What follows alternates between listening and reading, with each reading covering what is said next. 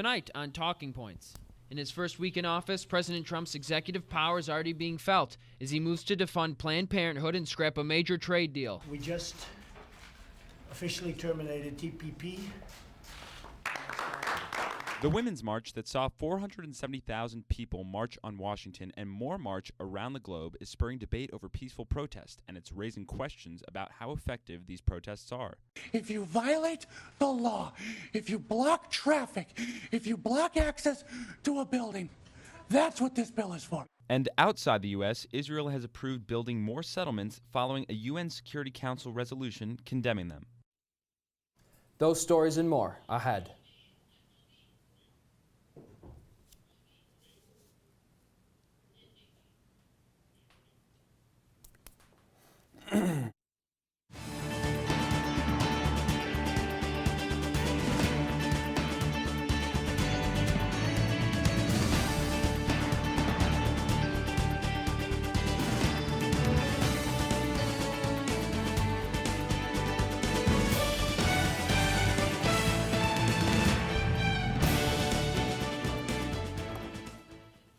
Good evening and welcome to Talking Points. I'm Mike Riccardi. And I'm Josh Carney. We begin tonight by looking at a set of executive orders that President Trump is set to sign within the coming days. Leaked drafts have surfaced of two potential executive orders that could be signed as early as tomorrow. President Trump is likely to sign executive orders that would place an indefinite ban on Syrian refugees and block visas from 7 Middle Eastern and North African countries. The list includes Iran, Iraq, Libya, Somalia, Sudan, Yemen, and Syria. Last night, during an interview with ABC's David Muir, Trump reiterated that these orders were not the Muslim ban that he promised during the campaign. Thousands participated in a rally for immigration rights last night in reaction to reports on the proposed executive orders and the border wall executive order signed yesterday. In response to the anti-immigration executive orders, Nihad Awad from the Council of American Islamic Relations had this to say. Ideological and religious questioning imposed on our government agencies by Islamophobes, many of whom are now in policy-making positions, will not make us safer. Now, Mike, what's the effect on this from a constitutional perspective? Is this just? So Donald Trump said that this is not the Muslim ban that he promised during the campaign. And while people did during the campaign say that the Muslim ban would be unconstitutional because it singles out a specific religion, right, this is more from a national security standpoint, and as the commander-in-chief, he has the right to do that. It just happens to be that these countries are majority Muslim. Right. Now, something that I'm interested in is to see that, he's kind of keeping up with his promises, so to speak. He kept up with a lot of his promises, but this is one of the bigger, more controversial ones that he did keep. Right. In terms of keeping his promises, yes, he's facilitating that, but it's ultimately going to hinder him when it comes to political capital. This is seen as a huge issue that the United States was supposed to be a beacon of hope for, and ultimately we'll see if it impacts him in a negative way. There's a lot of fast-moving parts taking place, and I think the biggest thing there is just making sure that he stays on agenda with a conservative message. Do you think that he is staying on agenda? Yeah, I mean, through the first couple of days with the pipeline and the gag order and all these other executive orders, they're not typically any different than what another conservative president would put forward. So for the Democrats and the liberals sort of freaking out as if this is the end of the world, they should realize that all of these things anybody else would have done. It's the things like the Muslim ban that kind of stretch the limit on that, but we'll see where he goes moving forward. Certainly so. After the break, we'll discuss Trump's jam-packed first week of office and a rare bipartisan effort brewing in Washington.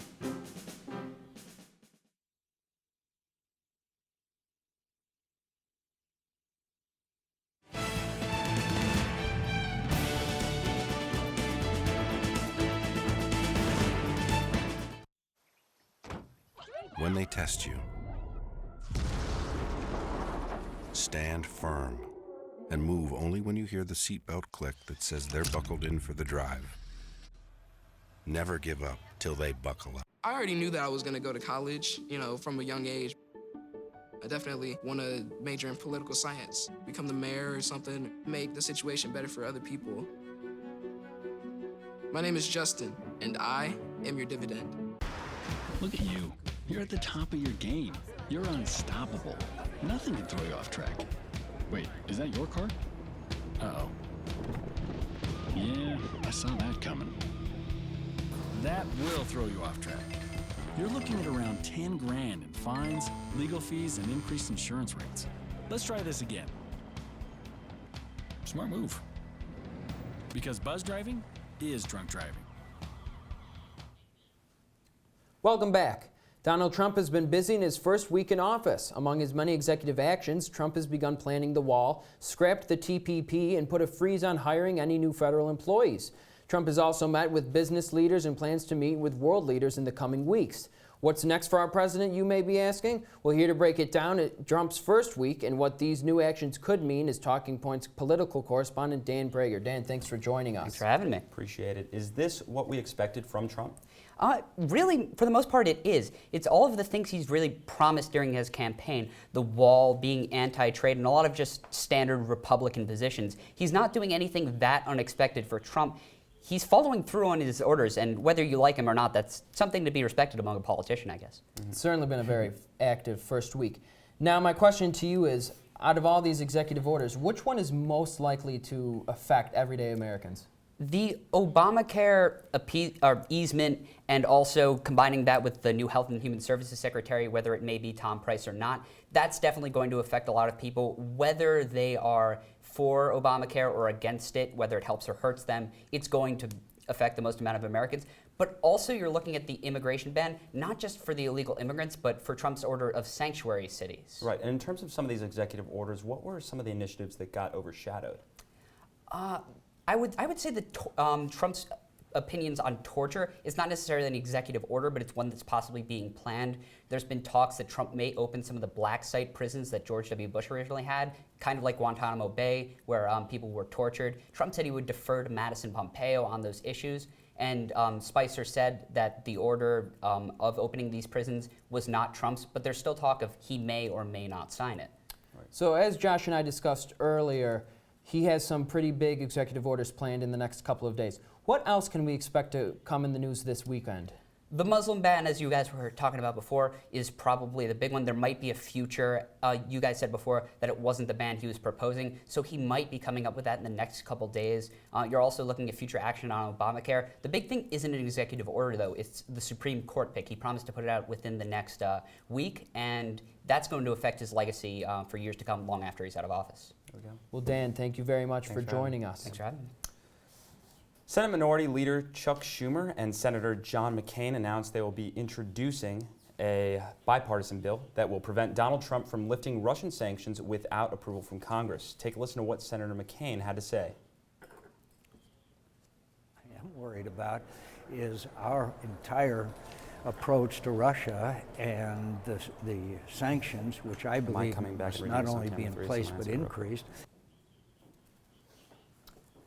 It comes in response to President Trump announcing that he would consider striking a deal with Putin that involved lifting Russian sanctions in return for a reduction of nuclear arms. Here to explain more is Talking Points national correspondent Galat Malamed. Galat, thanks for joining us. Thanks for having me. So Galat, out of all the sanctions, which one do you think that Trump's putting forward Republicans might block? Well, definitely, I mean, McCain has been very, very outspoken about this. He says, Donald Trump wants to lift the sanction that was imposed after Russia went into Crimea to get the nuclear arms reduction deal. And John McCain, basically he said Russia has committed war crimes in regards to Syrian airstrikes. He called Vladimir Putin a war crime criminal. So I think that he's going to be really adamant in trying to get them to block that, given everything that's happened. Now, could this bill extend beyond affecting just Russia and affect other nations? Definitely. I mean, the biggest nation it's going to affect besides Russia and the United States is Ukraine. The president of Ukraine said that sanctions like this is what's keeping, sanctions like this that the U.S. imposed and sanctions that European countries have imposed on Russia is what's keeping Russia at the negotiating table. But outside of Ukraine, it sets an example for other countries like China and Iran. Basically, if we lift these sanctions, it's saying to them, you can do bad things we don't like, and we might end up not punishing you in the end. So certainly a lot of controversy surrounding Russia throughout this election cycle. Yes. What steps in the next couple of days, since President Trump has been elected, do you think Congress will and has taken towards Russia? Well, earlier this month, they've already taken a lot of steps. Also, McCain and Graham backed all these steps. They put together a committee that they're trying to, investigate the hackings and stuff like that. But going forward, they do have to vote on this bill. It should be coming in the next week. And in terms of the Senate, it has a good chance of passing there, especially because we haven't heard what McConnell has to say about it yet. So depending on what he says, that could influence other people.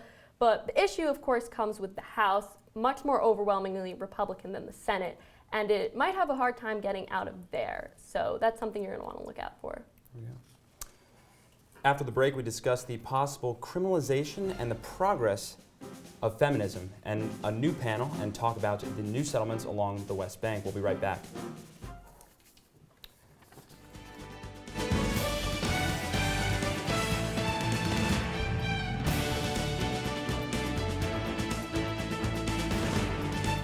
Well, Thomas, you've got pre-diabetes. But with more exercise and a change in diet, it can be reversed. I've tried exercising. It just makes me hungry for bacon. I love bacon, too. And who really likes to exercise? Not me. Me neither. Nobody. So we're good? What? Oh, you still have pre-diabetes. Big time.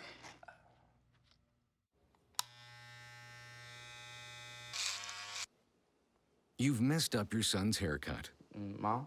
Do you A, try to fix it? Like it never happened. B, work with what you got? Or C, show solidarity? Thank you, babe. As a parent, there are no perfect answers. But you don't have to be perfect to be a perfect parent. Thousands of teens in foster care will love you just the same. Yeah, we're going to shift on. On Tuesday, Israel approved the construction of over 2,500 settlements. Some are being built just a few miles from the Palestinian city of Ramallah. On Twitter, Israel Prime Minister Benjamin Netanyahu declared, "We are building and continuing to build." Currently, all settlements are illegal under international law. International correspondent Elijah Shama is here to break down what this means for the international community. Thanks for having us. Thanks for being here, Elijah. Thanks for having me. Why is the expansion of these particular settlements so important? Well, the expansion of these particular settlements are so important because of just how big they are. We're looking at almost 3,000 homes just really recently being applied. But the reason that the Beit El settlement is so important is because it's a few miles from the major Palestinian city of Ramallah, and Jared Kushner, who Trump might appoint to kind of mitigate a peace, his foundation has put money into that settlement. Gotcha. They're directly involved in it. And just how big are these settlements, and what is their impact on the community around them? Israel says on paper that these settlements only take up about 2% of the West Bank. While that statement may be true, it's really not accurate, because when we look at it, there's about 400,000 settlers in these settlements at this point.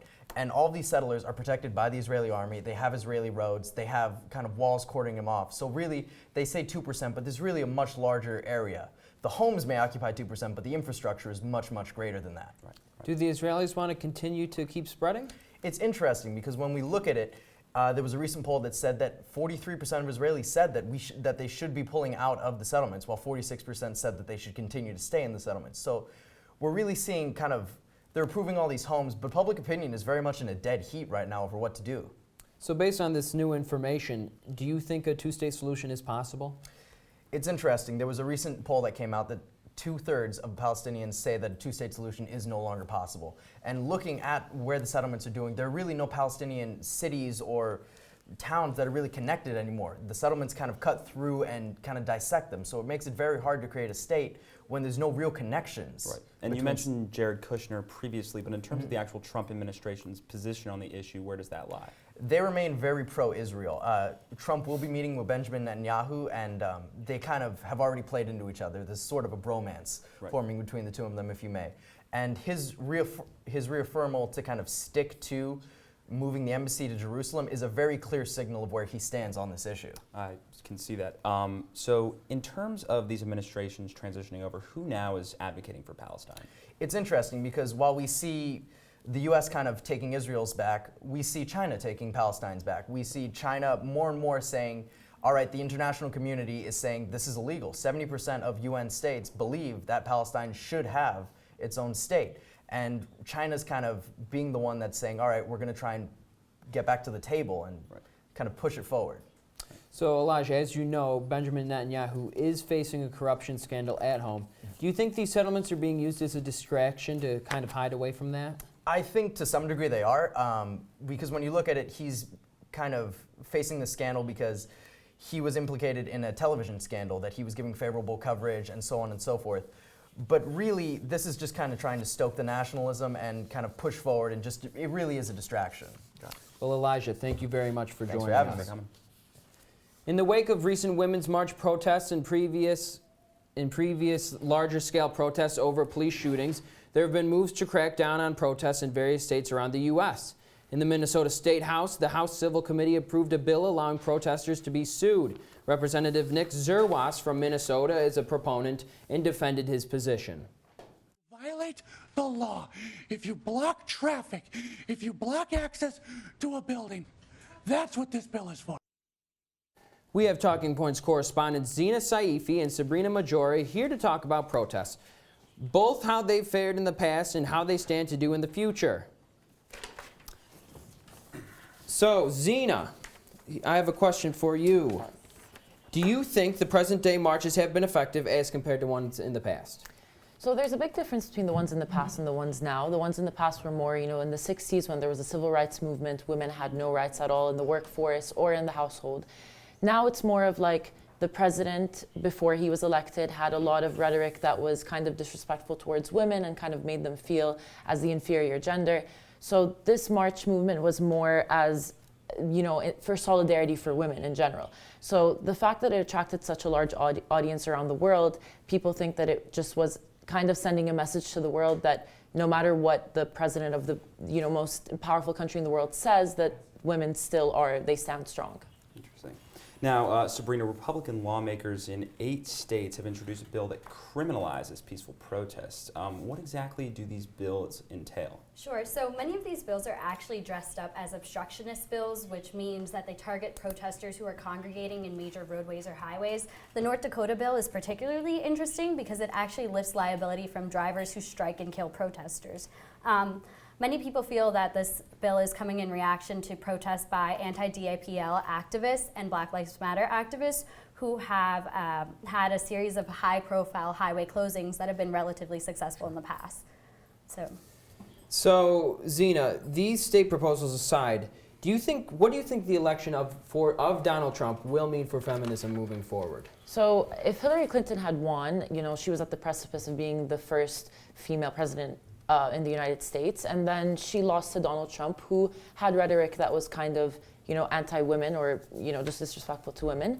So a lot of people are worried about that. But a lot of people also say that women don't just care about, Planned Parenthood, reproductive rights, stuff like that. They genuinely care about national security, jobs, the economy and everything. And Donald Trump promised to address those issues. He even tweeted after the march that although he doesn't agree with many of the things that people are saying, that this is democracy and they have a right to express their opinions. So I think mostly what people are worried about is just that the rhetoric that he had bled out was going to cause a divisive community. But in terms of feminism and women's rights, people are optimistic that they will stand strong. Now, Sabrina, if this bill passes, what does it mean for protests in the future? So it essentially means that protesters could face some severe punishments in the future. A lot of the wordings of these bills are really broad, so we don't exactly know how they're going to be applied if they do get passed. But we do know that it could be potentially problematic for women's march protesters. If we look at the bill proposed in Minnesota, for example, it would actually cause the women's march protesters would actually be responsible for paying for law enforcement expenses at the rally. Well, Sabrina, thank you for joining us for the first time. It was a pleasure. Zina, thank you for being here as well. Coming up, we'll discuss SU students who marched on Washington.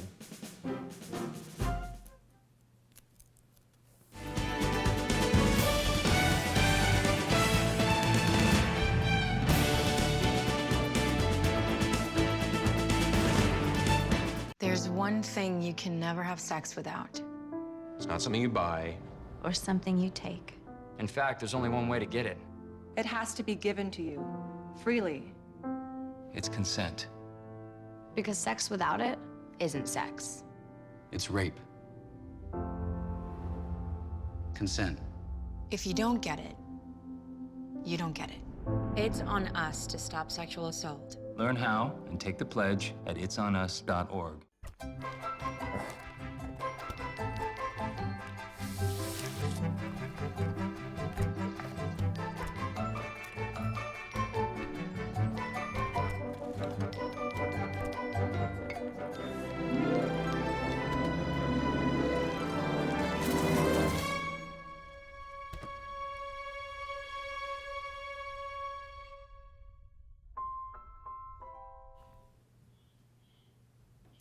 Last week's Women's March in D.C. is being called the biggest demonstration in the Capitol's history. Several SU students drove down to support, and local correspondent Ray Marek had a chance to speak with them about what's next. What democracy looks like. On just day one of Donald Trump's presidency, he was already met with the largest D.C. march in history. Demonstrations broke out across the country and across the world. Among the marchers were several SU students. Amy Keishes says Donald Trump represents both xenophobia and sexism. Everyone says like, oh, you're not American, Amy, just because like I'm not like, you know, a white woman or a white male. But right now, her main concern is fighting for Planned Parenthood. The most important thing is to donate to Planned Parenthood or actually volunteer or work, do something that actually can help all women or all folks that really need Planned Parenthood. Some 250,000 people marched in Washington, many of whom were college students. There were so many people, I couldn't handle it. I was so overwhelmed. You could just, everywhere you looked, you saw people, and I'd never been in an atmosphere like that before. Now going forward, the path is somewhat unclear. I'm scared in some ways about what are the reasonable steps that we as citizens can take. You know, how do we fight back against an executive order that's taking away funding for reproductive rights? Do we protest again? How, you know, I'm not sure. But one thing is for certain, the fight doesn't stop here. Yeah, millennials, you can say Bernie Sanders is great, but what are you doing in order to help this community? What's your next step? Ray Marek, CitrusTV. Thanks, Ray. Well, after Trump's eventful first week in office, some stories fell through the cracks. We at Talking Points are here to make sure those stories get covered too. So we devote this segment to those forgotten stories. According to CNN, on his final day in office, President Obama instructed the State Department to award UNICEF $1 million in humanitarian aid for North Korea. The money is being used to help the victims of flooding that occurred back in September. However, Acting State Department spokesman Mark Toner announced that a review is being done of last-minute spending by the Obama administration to ensure that it aligns with the priorities of the Trump-Pence administration. Former Verizon lawyer Ajit Pai was appointed chairman of the Federal Communications Commission by President Trump. Unlike his predecessor, Pai is not a particularly staunch defender of net neutrality. He said he will take a weed whacker to the regulations set in place by the previous chairman. Though much has been said about it, repealing the Affordable Care Act isn't the only major thing congressional Republicans plan to do moving forward. The House Ways and Means Committee Chairman Kevin Brady indicated that his party's intention is to completely overhaul the tax code and revamp the IRS as well. The Republican plan includes dropping corporate and business tax rates to the lowest point in history. According to a draft of an executive order obtained by the Associated Press, President Trump is considering a review of terrorist interrogation techniques. While the draft specifies that the U.S. law will be obeyed at all times, it drew strong responses from both sides of the aisle. Senator John McCain, who was a POW during the Vietnam War, said, "We are not bringing back torture in the United States of America." Peace talks are ongoing between the Syrian government and Syrian rebels. Russia and Turkey organized the current talks in the city of Astana, Kazakhstan, in an effort to maintain a ceasefire agreement that was brokered by Russia and Turkey in December. Although they got off to a rocky start, both sides are hopeful an agreement will soon be reached. Ahead, we'll discuss stories you should be paying attention to in the next week. Don't miss it.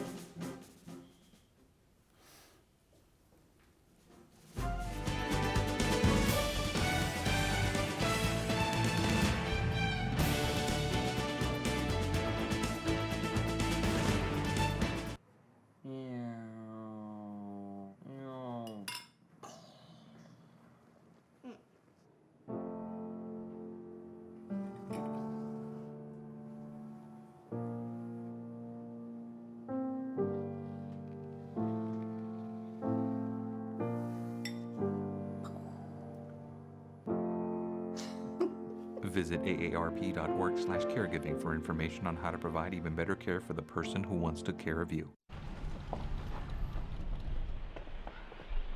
Got a quarter?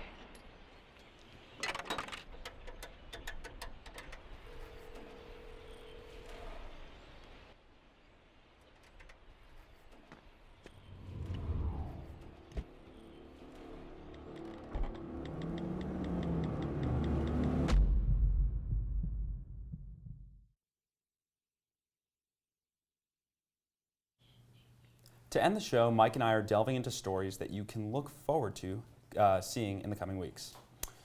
On Tuesday, President Trump signed 2 executive orders to further construction on the halted Keystone and Dakota Access pipelines. While the move is applauded by some for creating jobs, environmentalists warn that the pipelines could induce dangerous spills and only promotes increased use of Canadian oil sands. In reality, a majority of the jobs created by the pipelines are only 1 to 2 year temporary construction jobs. Looking ahead, what I'm watching for this is to see if President Trump will realize the economic benefit of renewable energy.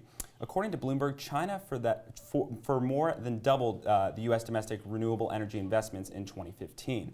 With China currently dominating the renewable industry, the United States could be missing their chances to claim a stake in the constant growing market. Since President Trump made battling the Chinese in foreign markets an issue during his campaign, this opportunity may be his time to shine. Well, yeah, I think he totally looking ahead. This is a huge opportunity because, as you know, the renewable sectors just keep on growing, and industries like the coal industry just keep on shrinking. So, you know, this is an opportunity that Trump can really jump in on and really boost the economy of the United States. Right, in terms of a jobs package, it could be a fundamental shift in his campaign. Another environmentally themed story that I'll be looking ahead to is the Trump administration's recent gag order that has held the press offices and social media accounts of several environmental federal agencies in contempt. Employees from the Department of Agriculture to the Environmental Protection Agency have been barred by the Trump administration from making any statements and providing any documents to the public or journalists, per multiple published reports. Of the many uncertainties and explicit outrage that has surrounded the decision, it is unclear how long this gag order will remain and what this means for the administration's environmental policy moving forward. This early, erratic, and unfounded decision is definitive in the tone the administration is taking towards the issues directly affected by this order. How the administration's political capital will change as a result of these circumstances will shape the new Washington landscape moving forward. Now that represents a pretty fundamental shift in the fact that he created this aura around these agencies where you cannot get access, where you cannot get information, and it definitely reduces his political capital going forward.